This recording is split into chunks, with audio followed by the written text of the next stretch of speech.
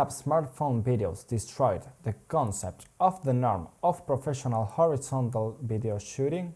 Yes and no. The fact that we consume media that way doesn't necessarily mean that it will be used as a new standard. It just means that it's easier to consume that way.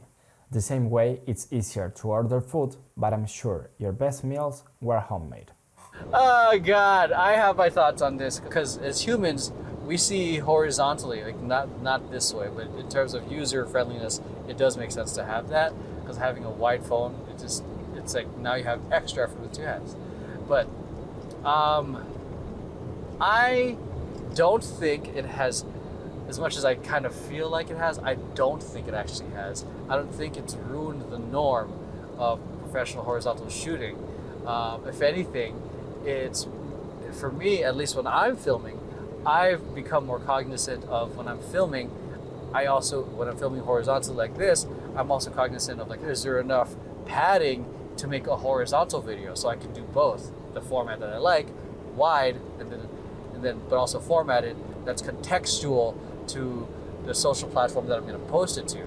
So if it's TikTok or Instagram Reels or YouTube Shorts, I want to make sure that it's formatted to be vertical.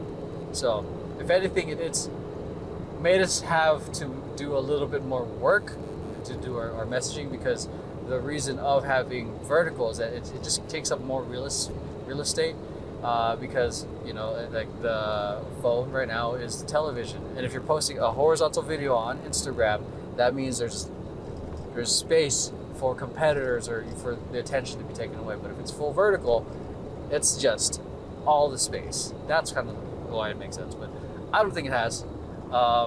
It's just given us more work to do because now we have to format things.